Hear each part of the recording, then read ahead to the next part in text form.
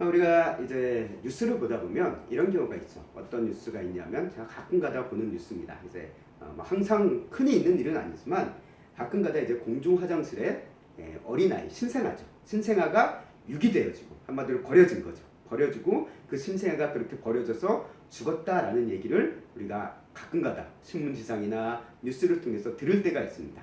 그런 얘기를 들을 때마다 참 마음이 안타깝죠. 그리고 또 부모가 도대체 어떤 사람이길래 그렇게 애들을 그야말로 쓰레기처럼 오물처럼 그렇게 버리고 갈 수 있을까라는 생각도 들게 되어집니다. 물론 그 사람이 그런 행동을 하는 거에 대한 이유와 배경 우리는 알지 못합니다. 그러나 그 사건의 어떤 현장을 바라봤을 때 한 어린 생명이 그야말로 이 땅에 막 태어나자마자 얼마 되지도 않은 그 짧은 순간에 잠깐 호흡을 하고 세상을 떠났다는 죽게 되었다는 그런 아기의 얘기를 들을 때는 참 마음이 아플 수밖에 없는 것 같습니다.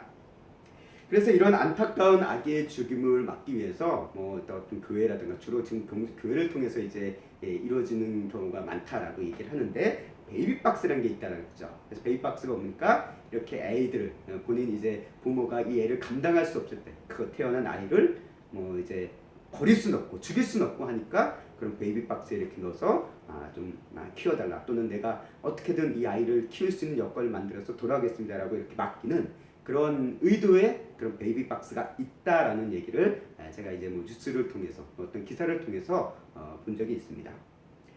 이 베이비박스에 대한 어떤 찬반, 장점과 단점, 여러 가지 이슈들이 있지만 이것은 우리가 다르진 않습니다. 베이비박스의 어떤 목적은 무엇입니까? 한 어린 생명이 그야말로 허무하게 죽지 않기를 바라는 마음에서 그것이 이제 이루어지고 있고 또 그러나 우리 한국 사회에서는 여러 가지 법적인 단점이라든가 문제점이 있어서 힘든 부분도 있다라고 이야기되어진 바도 있습니다.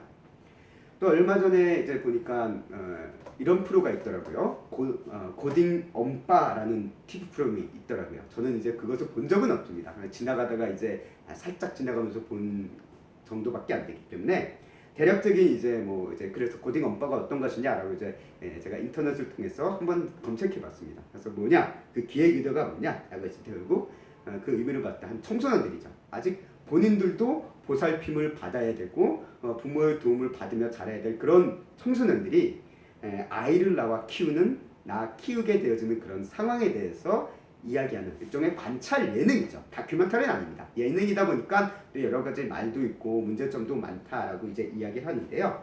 결국 이 기업 의도가 그것에 대한 어떤 결과라든가 미치는 영향성에 대해서 우리는 이야기할 부분은 없겠지만 이야기할 어떤 자격도 없고 전문적인 지수도 없지만 그것을 통해서 또 이런 긍정적인 면도 있다라고 하더라고요. 그것은 무엇이냐? 한 생명을 키운다는 것이 결코 녹록하진 않다. 만만하지 않고 현실적으로 참 많은 어려움이 있다라는 그것들을 인식하고 그로 인해서 이제 우리 아직 청소년들 한마디로 이제 충동적인 그런 청소년들이 한순간에 어떤 즐거움을 위해서 실수하는 그런 것들을 좀 줄이게 되고 아이를 그렇게 태어나게 이제 성관계를 통해서 어린 나이에 그렇게 태어나게 하는 거에서 좀 주의와 경각심을 갖게 해주는 하나의 계기가 되어지는 부분도 있다라는 어떤 평가가 있다라고 합니다. 자, 이런 것들을 제가 보면서 중요한 것은 뭐냐? 베이비박스나 또 이제 고딩 엄빠나 공통점이 있다라고 한다면 최소한 그런 사람들은 어린 아이를 버리거나 죽게 내버려 두고 싶지 않다라는 그런 간절한 마음은 있다라고 우리는 생각해 볼 수 있을 것 같습니다. 아마 이런 마음부터 얻는 사람들은 그야말로 뉴스지상에 나오는 쓰레기통이나 화장실이나 또 심지어 음식물 쓰레기통까지 같은데 애를 이렇게 유기하고 가버리는 그런 만행이죠. 어떻게 보면 그런 일을 벌이는 사람도 있다라는 것을 우리에게 이야기해주고 있는 것을 봤을 때는 적어도 베이비박스라든가 고등엄빠에 대한 나오는 그런 학생들은 최소한 자기 아이에 대한 어떤 책임감과 애착은 있다라고 우리가 조심스럽게 생각해 볼 수 있을 것 같습니다. 이런 이야기를 보면서 문득 이런 생각합니다. 우리 아이들이 부모가 아이들을 향해서 너는 어쩔 수 없이 태어난 거야. 너는 정말 무의미하게 태어난 아이야. 내가 너는 낳고 싶지 않았어. 라는 이야기를 우리 부모에게 자녀들이 들었다라고 한다면 그 아이는 얼마나 큰 상처를 받을까요? 그러면서 그 안에서 내가 과연 이 세상을 살아갈 가치와 의미가 있을까에 대한 고민에 빠지지 않을까라는 생각을 문득 해보게 됩니다. 이런 상처는 어떻게 보면 우리 아이들뿐만 아닌 것 같습니다. 오늘날 우리 어른이 되었지만 어린이 된 우리조차도 마음속에 때로는 그런 부모 때문에 상처를 가지고 커온 그런 사람들도 있을지도 모른다라는 것을 생각해 보게 되었습니다. 나이가 들어서도 내가 부모로부터 버림받은 존재, 부모로부터 무의미하게 태어난 존재, 부모로부터 가치가 없었던 존재라는 생각 속에 억눌려서 살아온 그런 인생의 모습, 그것이 어쩌면 그로 인해서 힘들어하고 아파하고 하는 그런 상황들, 그런 방황하는 영혼들이 이 땅에 있지 않을까라고 조심스럽게 생각해 보게 됩니다. 부모가 의도하지 않았는데, 부모가 싫어했는데 내가 이 땅에 태어났다. 그럼 과연 내가 이 세상에 태어날 의미가 뭘까? 내가 무슨 가치가 있을까? 라는 이런 고민과 갈등, 이것이 그 사람에게 주어지지 않을까라는 생각을 해봅니다. 오늘 세상에서 우리에게 얘기합니다. 세상에서는 인간이, 사람이 어떻게 탄생한 존재다 라고 얘기합니까? 우연히 탄생한 존재다 라고 얘기합니다. 우연히 탄생한 존재. 그래서 뭐 진화론과 창조론에 대한 어떤 그 갈등 배경, 이것을 얘기하지 않지만 세상에서 지금 이야기하는 인간 탄생, 생명 탄생의 기원은 무엇입니까? 우연이라는 거예요. 우연히 탄생되어졌다. 우연히 별이 만들어지고, 우연히 그 인간이 생명이 만들어지고, 우연히 인간이 만들어졌다 라는 것이 하나의 이 과학계가 이야기하는 이론이다라고 저는 알고 있습니다. 그래서 뭐 원숭이에서 운 좋게 인간이 변해됐다. 그게 이제 인간이다. 뭐 다윈의 진화론에서 시작되어진 바가 있고, 또 다윈의 진화론도 여러 가지 좀 더 깊은 고찰이 있다라고 하는데 제가 그 부분까지는 잘 모르겠습니다. 그러나 이것이 오늘날 세상이 얘기하는 인간 탄생의 존재의 배경은 결국 그거죠. 우연이다. 어떤 의미가 있는 것이 아니다 라는 것이 세상에서 얘기하는 인간의 존재의 가치라는 거예요. 그러나 우리는 성경은 우리에게 이렇게 얘기할 수 있습니다. 어떤 이야기를 하고 있습니까? 오늘 1장 26절 말씀을 한번 보세요. 우리 26절 말씀 다시 한번 보면 이렇게 얘기합니다. 하나님이 이르시되 우리의 형상을 따라 우리 모양대로 우리가 사람을 만들고 라는 말로 26절이 이야기합니다. 하나님께서 이 7일 동안 인간을 만드십니다. 인간은 세상을 만드십니다. 세상을 만드시는 모든 과정 속에서 하나님께서는 순차적으로 하나님의 질서와 법칙들을 만들어 세워가지고 그 안에서 이제 각종 생물들도 만들어 가시는 것을 창세기는 기록을 하고 있다는 거예요. 그런 하나님께서 우리 인간을 창조하실 때 어쩌다가 우연히 마음 내키는 대로 만들다 보니까 얘가 만들어졌네? 라고 만드신 것이 아니다 라고 성경은 우리에게 이야기하고 있다는 거예요.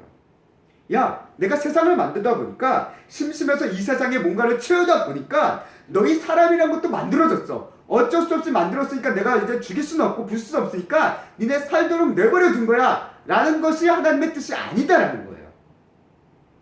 오히려 성경은 무엇을 얘기합니까? 하나님께서 사람을 만드실 때 특별하신 뜻과 의미와 가치를 가지고 만들고 계신다라는 것, 만들어셨다라는 것을 성경은 우리에게 이야기하고 있다는 거예요. 하나님께서 세상과 모든 생명들을 만들 때 계획이 있으셨고 또 순서가 있었고 그 안에서 질서가 세워지는 것을 이 창세기 1절 말씀을 통해서 보게 됩니다. 빛과 어둠이 되고 빛과 어둠이 나누어지게 되어지고 또 이제 어떤 광명체들이 있어서 광명체들이 담당하는 게 있고 그 안에서 이제 땅과 물이 나눠지고 하는 이런 모든 질서와 계획들이 하나님의 뜻 가운데서 순차적으로 이루어져 가고 있다는 것을 성경은 우리에게 보여주고 있다는 거예요.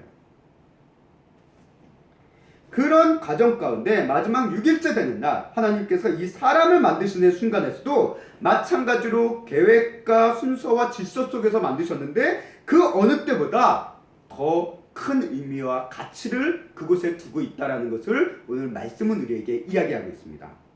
하나님이 사람을 만드실 때 어떤 표현을 씁니까? 우리가 앞서 얘기했던 하나님께서 각종 생물들을 만들 때는 그냥 만드셨어요. 뭐 땅의 짐승을 종류대로, 가축을 종류대로, 기는 것을 종류대로, 뭐 새와 바다의 물고기, 하늘새와 그런 것들을 종류대로 나게 하고 만들었다라는 간단하게 표현되어 있습니다.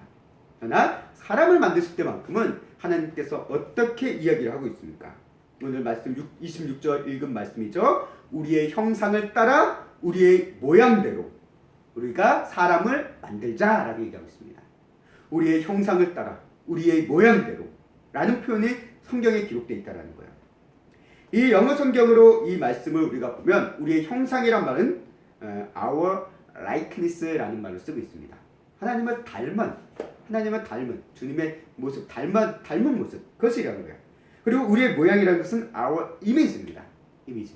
그야말로 우리가 이미지라는 말을 할 때 뭘 느낍니까? 이미지는 말 그대로 약간 좀 느낌이잖아. 이 사람은 이런 이미지다 라는 얘기예요. 사진이 아니에요. 사진은 어떻습니까? 판박이잖아요. 이 사진과 이 사진은 똑같은 걸 보여줍니다. 그래서 우리 하나님의 형상은 our picture가 아니에요. our image예요. 그래서 하나님과 똑같지는 않습니다. 그런데 하나님에 대한 어떤 비슷한 모습을 느끼게 해준다는 거예요. 그래서 our image라는 거예요. 흔히 우리가 아이를 보면서 이런 얘기를 하잖아. 야, 너 참 왠지 모르게 부모를 닮았다. 엄마를 닮았다. 아빠를 닮았다. 라는 이야기를 합니다. 그러나 분명히 보면 엄마와 아빠, 이 아이를 딱 보면 생김새는 분명 달라요. 그런데 알게 모르게 어딘가 닮은 구석이 있다는 거예요. 행동이 닮을 수도 있고, 물론 얼굴과 어떤 그런 부분이 닮을 수도 있습니다. 그런 어떤 닮은 부분이 있다는 거죠. 하나님과 우리의 관계, 하나님께서 사람을 만드셨을 때 그 사람의 모습이 바로 그와 같은 거라는 거예요.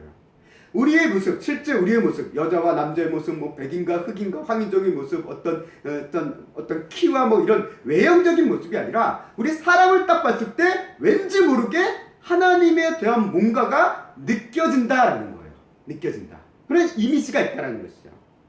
그래서 이것이 우리가 어떻게 보면 우리 안에 보여주는 그것이 무엇입니까? 하나님의 성품에서 이제 이 하나님의 형상에 대해서 이제 신학적인 얘기했던 하나님의 성품에 대해서 이야기합니다. 그래서 이 성품을 닮은 것이다라고 이야기하는 경우가 참 많습니다. 그래서 하나님의 어떤 정의로움, 그리고 하나님의 선하심, 그리고 하나님의 어떤 평화를 누게 하심, 이런 모습들이 우리 안에 있다라는 거예요. 우리가 윤리적으로 얘기했을 때는 선한 모습들, 이런 것들이 우리 안에 있는데 그런 모습이 바로 하나님을 떠올리게 하는 그런 하나의 모습이다라고 우리는 이해해 볼 수 있다는 거예요. 하나님께서 우리 안에 그런 모습을 주셨어요.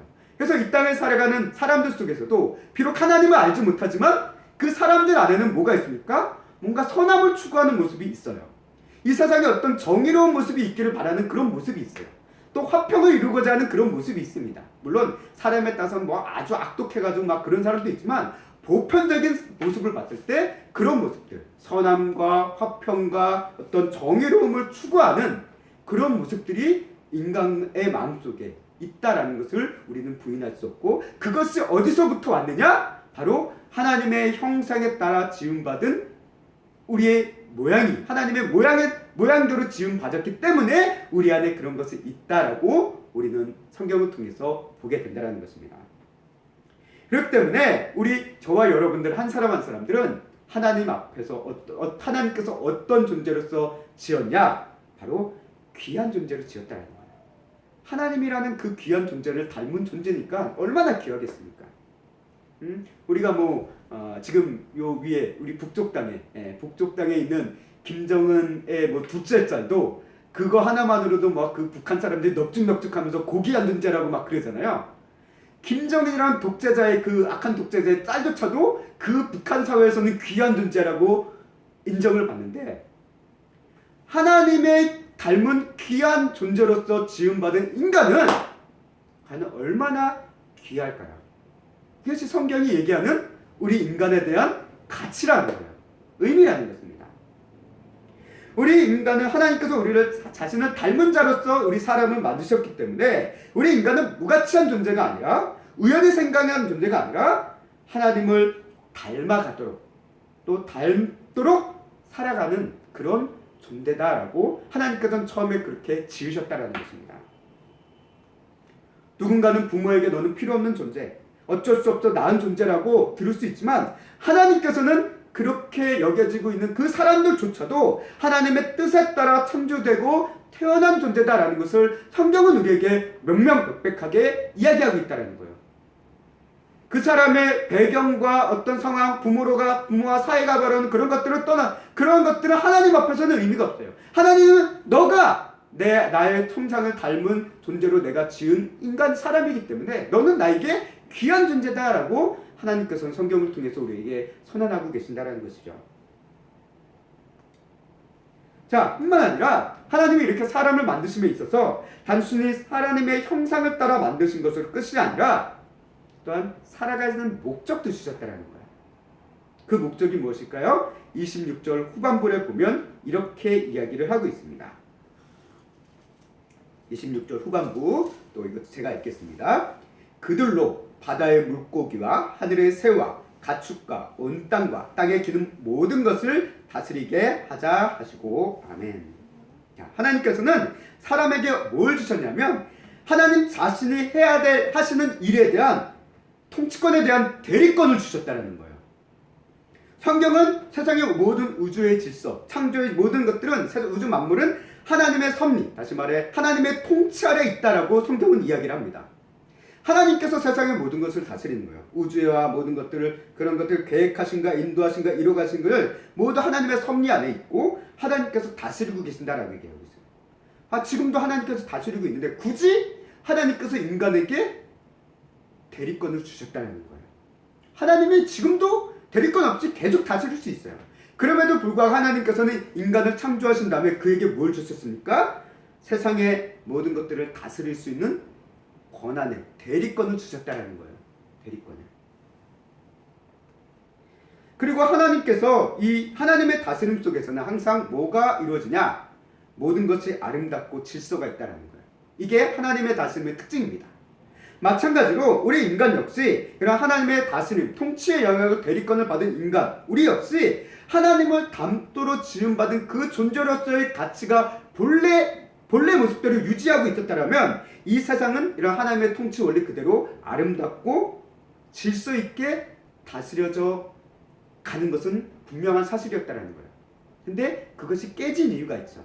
그것이 깨진 이유가 있습니다. 그것은 우리가 이제 성경 이제 3장에 창세기 3장쯤 보면 우리가 보겠지만 나중에 죄에 대한 문제다라고 이제 볼 수 있지만 본래적으로는 하나님께서는 인간에게 통치에 대한 대리권을 줬을 때 하나님의 통치 그리고 하나님의 방법, 순리와 가치관대로 이 땅을 다스리도록 그 통치권을 대리하도록 주셨다라는 거예요.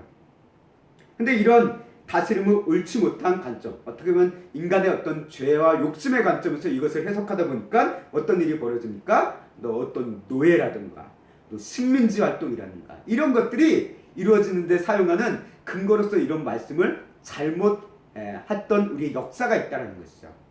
그런 역사가 있습니다. 안타까운 일이죠. 그러나 하나님의 통치의 대리권은 본래 그것이 아닙니다.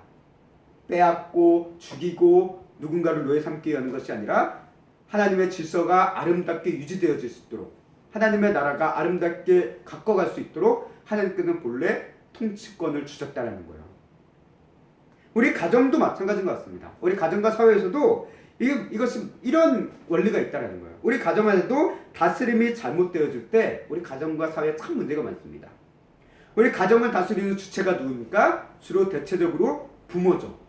부모 가운데 우리 가부장 쪽에서는 이제 남편의 역할이 강조되기도 했지만 오늘날은 또 여권의 신장도 있기 때문에 여자의 좀 가정 안에 이 여성의 파워가 셀 경우도 있습니다. 그러나 크게 본다면 부모라는 그 가정의 리더가 있습니다.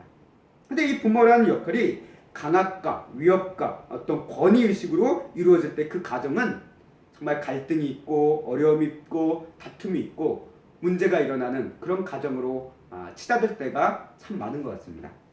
하지만 하나님의 다스림의 창조의 다스림의 원리에 따라 부모가 가정을 이끌 때 그 가정은 물론 순간적인 어려움이 있고 갈등이 있을 건 분명합니다. 그러나 결과론적으로 이 과정과 결과의 과정들을 봤을 때 결국은 그 가정은 하나님께서 뜻하시는 아름다운 가정, 화목한 가정을 이루며 살아가게 될 것을 우리에게 분명히 보여주고 있다는 거예요. 아마 그것을 잘 보여주고 있는 어떤 연예인 어떤 크리스천들의 모습들이 종종 내비칠 때가 있습니다. 그래서 우리가 흔히 잘 이야기가 되어지는 이제 선인가요? 선이라는 그 가족이라든가 차인표 신나라 가정이 이런 이 사람들의 얘기를 통해서 여러 가지 이슈들이 있을 수 있지만 그래도 신앙 안에서 가정을 이렇게 서로 이제 이끌어가는 그런 부모의 모습을 통해 그리스도의 가정은 이것이 하나의 모범 사례가 될 수 있구나라는 것을 우리에게 보여줄 수 있는 하나의 예가 아닐까라고 조심스럽게 개인적으로 생각이 들었습니다. 자, 우리 가정에서도 그래요. 가정에서도 하나님의 그 통치, 대리권적인 그런 것이 올바르게 이루어졌을 때는 그 가정이 아름답게 이루어지고 또 우리 사회도 마찬가지인 것 같습니다. 우리 조직의 리더 또 국가의 지도자들이 자신들의 욕심과 욕망에 빠져서 그 나라를 다스리면 어떠세요? 항상 비극이 일어나요.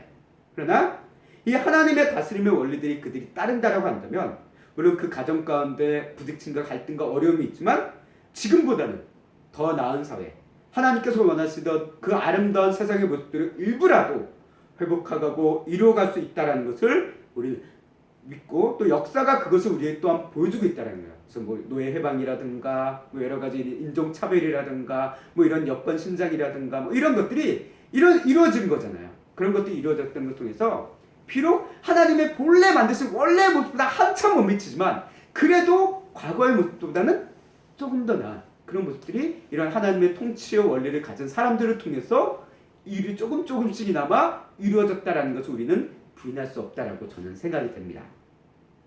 이처럼 하나님께서 사람을 만드셨을 때 하나님의 형상을 따라 또 하나님의 닮은 모습으로 만드셨고 또 하나님의 통치의 권한의 일부를 받아 하나님의 질서와 가치관 속에서 세상을 아름답게 다스릴 수 있도록 그런 삶의 목적도 주셨다는 거예요.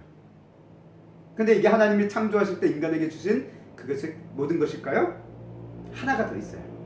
뭐가 있냐면 바로 사람이 살아가는데 필요한 것 또한 하나님께서 채워주셨다는 거예요. 하나님께서는 인간을 사람을 만드시고 일만 시키고 끝내시는 분이 아니에요. 네가 알아서 먹어라! 라고 하신 분이 아니에요. 살아가는데 필요한 것들 또 그것들을 얻을 수 있는 모든 것들을 부족함 없이 채워주시고 준비해 주셨던 분이 바로 하나님이시다라는 것을 성경은 우리에게 이야기하고 있습니다. 그래서 사람을 만드시고 반치하신 하나님이 아니라 또는 이래 어린 아이를 신생아를 막 그렇게 버리는 그런 부모와 같은 하나님이 아니라 하나님은 어떤 분이냐? 사람을 돌보시고 함께 하시는 분이시다라는 것을 성경은 이 창세기 말씀을 통해서 또한 이야기하고 있는 것을 보게 됩니다. 그래서 1장 29절 말씀 우리가 함께 보도록 하겠습니다. 1장 29절 오늘 말씀 함께 읽어볼까요? 1장 29절 함께 읽겠습니다. 시작. 하나님 이르시되 내가 온 지면에 씨 맺는 모든 채소와 씨 가진 열매 맺는 모든 나무를 너희에게 주노니 너희 먹을 거리가 되리라. 아멘. 하나님께서 온 지면에 씨 맺는 모든 채소 또 씨 가진 열매 맺는 모든 나무를 누구에게 주었습니까? 사람에게 주었다는 거예요. 왜? 너희의 먹을 거리가 되게 하기 위해서. 하나님께서 인간을 만드시고 그들에게 먹을 것을 안 주신 분이 아니에요. 또 그들에게 먹을 것이 필요하다는 것을 아시는 분이에요. 그렇게 만드셨으니까. 그렇기 때문에 그들에게 필요한 것들을 준비해 주셨다는 거예요. 그래서 예수님께서도 이와 같은 관점에서 제자들에게 하신 말씀이 또한 있습니다. 누가복음 12장 29절 말씀 한번 찾아보도록 할까요? 누가복음 12장 29절의 말씀입니다.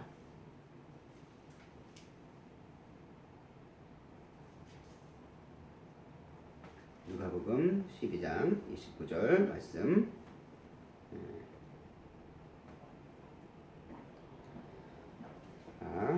이거는 함께 지금 제가 읽겠습니다. 너희는 무엇을 먹을까 무엇을 마실까요 구하지 말며 근심하지도 말라. 중간은 제가 넘고요. 너희 아버지께서는 이런 것이 너희에게 있어야 할 것을 아시느니라. 아멘. 이거는 마태복음에도 동일한 이야기의 말씀이 나옵니다. 하나 예수님께서 말씀하시죠. 너희가 무엇을 먹을까 무엇을 마실까 구하지 말며 근심하지도 말라. 왜? 하나님께서는 이런 것이 너희에게 있어야 할 것을 알고 계신다라는 거예요. 왜? 하나님께서 그렇게 인간을 만드셨기 때문에 그 필요성을 너무 누구보다도 잘 알고 계신다라는 거예요.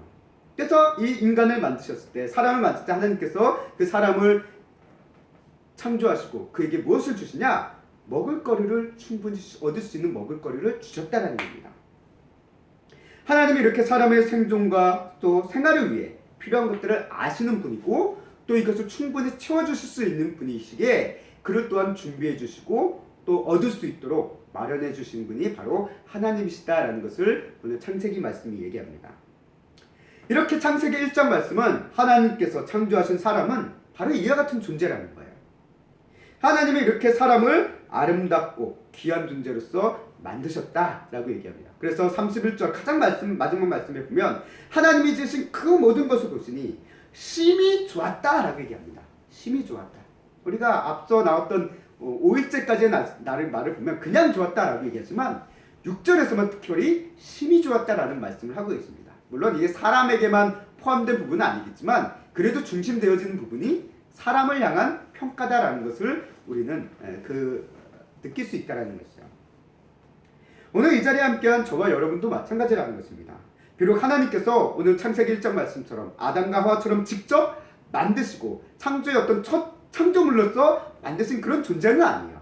그렇지만 하나님의 창조 질서에 따라 생육하고 번성하고 땅에 충만하라고 했던 그 인간의 그 창조의 목적에 따라 질서에 따라 태어났기 때문에 그 하나님께서 처음에 인간을 만들었던 그 인간의 본질적인 모습은 아담 때나 지금 때나 다르지가 않다라는 거예요. 하나님이 보시기에 귀한 존재다라는 것이죠. 여러분은 하나님의 형상을 닮은 아름답고 귀한 존재랍니다. 여러분은 하나님의 통치의 대리권을 또한 받은 존재입니다. 여러분은 하나님의 돌보심을 받은 존재임을 오늘 성경은 우리에게 얘기합니다. 그렇기 때문에 여러분들 한 사람 한 사람들은 정말 하나님이 보시기에 귀한 존재입니다. 그래서 하나님께서 말씀하시잖아요. 하나님이 세상을 이처럼 사랑하사라고 얘기합니다. 여기서 얘기하는 세상은 단순히 어떤 사회 세상 구조가 아니라 세상에 살아가는 사람들을 얘기하는 거예요. 우리를 너무나도 사랑하신다는 거예요. 그 사랑의 근거가 어디냐? 바로 이 창조의 사건을 통해서 우리는 그 근거를 찾아볼 수 있습니다.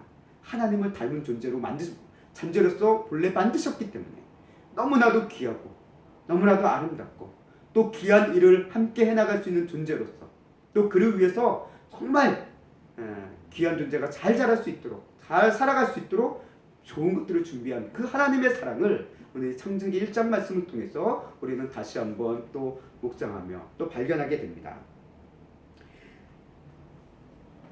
우리 자신의 인생을 바라볼 때 우리는 어떻습니까? 내 자신의 인생 속에서 삶을 살아갈 때 다른 사람들의 시선, 평가 속에서 우리는 위축되고 힘들 때가 참 많습니다.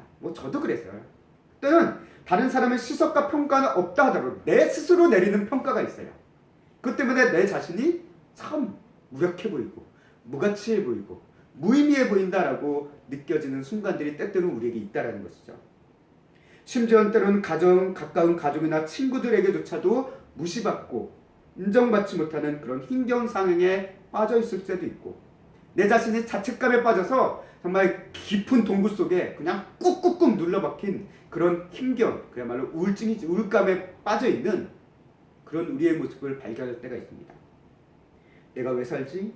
내가 이 삶을 사는 게 무슨 의미가 있지? 무슨 필요가 있지? 이런 생각이 자꾸자꾸 우리가 억누르다 보면 이런 자학이 억누르다 보면 심한 경우에는 자신의 목숨을 끊게 되어지는 그런 사건과 일까지도 벌어지는 것을 우리는 듣게 되고 때로는 보게 되는 경우도 있다라는 것이죠. 그러나 하나님께서는 우리를 바라보는 시선은 전혀 다르다는 것을 우리들은 깨닫게 되시기를 원합니다. 로마서 5장 8절 말씀, 오늘 로마서 5장 8절 말씀에서 이렇게 얘기합니다. 우리가 아직 죄인 되었을 때 그리스도께서 우리를 위하여 죽으심으로 하나님께서 우리에 대한 자기의 사랑을 확증하셨느니라 라고 얘기합니다. 하나님의 사랑, 우리가 귀한 존재다. 성경에서 우리가 귀한 존재라고 하는데 그 증거가 뭐냐라고 했을 때 요한복음에서 얘기합니다. 너희를 향한 하나님의 사랑, 너희가 얼마나 귀한 존재인지를 그것을 증거하는 유일한 절대적인 증거가 있는데 그건 뭐냐? 예수 그리스도의 십자가의 죽음이 하나님의 사랑의 증거다라고 성경은 우리에게 밝히고 있다는 거예요. 하나님은 자신의 형상을 닮은 사람을 결코 하찮고 무가치한 존재로 바라보고 계시지 않습니다. 실패된 존재로 바라보고 계시지 않습니다. 하나님께서 우리를 너무나도 사랑하십니다. 그 사랑의 증거가 바로 예수 그리스도라는 거예요. 그 예수 그리스도가 죽으심으로 통해 그 하나님의 사랑이 확증되었다라고 성경은 우리에게 이야기하고 있습니다.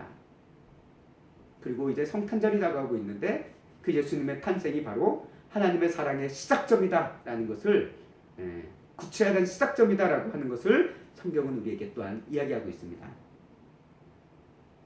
그리고 이런 하나님의 사랑은 예수님의 몸된 이 교회와 지체인 우리 성도들을 통해 세상을 향해 또 예수님을 믿지 않는 사람들을 향해 흘러나간다는 것입니다. 그렇기 때문에 우리 교회와 성도는 성령 안에서 건강해야지만 온전히 하나님의 사랑을 전할 수 있습니다. 그렇기 때문에 성도는 성령 충만해야 되는 것도 그런 이유기도 하고요.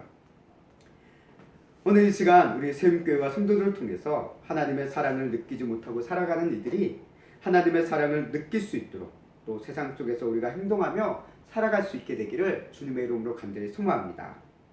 또 예수님의 십자가 사랑 안에서 우리 자신의 귀한 가치와 귀한 모습을 또한 회복하고 그것들을 또 깨닫고 나아갈 수 있는 인애가 함께하기를 주님의 이름으로 간절히 소망합니다.